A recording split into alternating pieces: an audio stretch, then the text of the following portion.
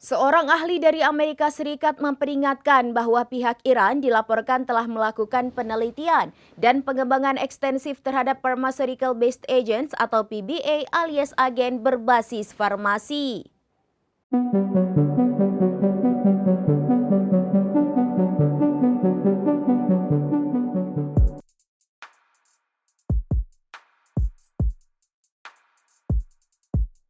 Seorang ahli dari Amerika Serikat memperingatkan bahwa pihak Iran dilaporkan telah melakukan penelitian dan pengembangan ekstensif terhadap Pharmaceutical Based Agents atau PBA alias agen berbasis farmasi.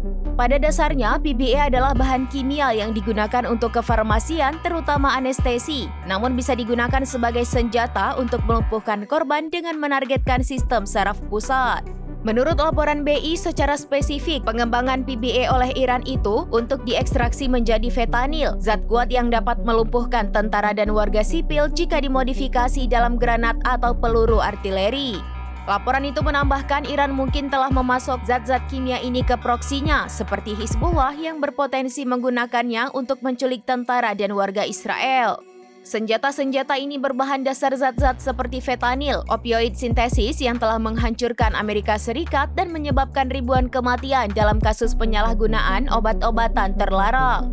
Senjata-senjata ini ditujukan untuk membuat target tidak sadarkan diri karena memengaruhi sistem saraf pusat korban. Kantor Akuntabilitas Pemerintah Amerika Serikat mendefinisikan agen berbasis farmasi atau PBA sebagai bahan kimia yang berasal dari senyawa farmasi yang mungkin atau mungkin tidak memiliki penggunaan medis yang sah dan dapat menyebabkan penyakit parah atau kematian jika disalahgunakan. Menurut laporan itu, Levitt menulis obat-obatan ini mempengaruhi sistem saraf pusat korban. Setelah dihirup, agen-agen ini menyebabkan korban kehilangan kesadaran penuh dan memungkinkan pasukan mengerahkan mereka untuk maju dengan cepat dan diam-diam dan atau menawan para korban yang tidak sadarkan diri. Sebagai catatan khusus, selama Perang Iran-Irak pada tahun 1980-an, Iran adalah korban perang senjata kimia ketika serangan kimia Irak termasuk gas saraf seperti sarin dan gas mustard berkontribusi pada sebanyak 1 juta korban Iran. Iran telah menggunakan gas mustard pada beberapa kesempatan selama Perang Iran-Irak. Israel percaya bahwa Iran mengerahkan agen berbasis farmasi melawan pasukan pemberontak dalam Perang Saudara Suriah. Ada juga laporan yang menunjukkan kalau milisi pro-Iran di Irak mungkin telah menggunakan zat-zat kimia ini terhadap pengunjuk rasa anti-pemerintah.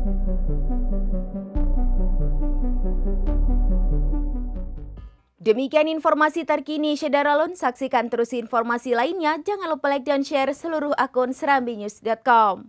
Download Tribun X sekarang, menghadirkan lokal menjadi Indonesia.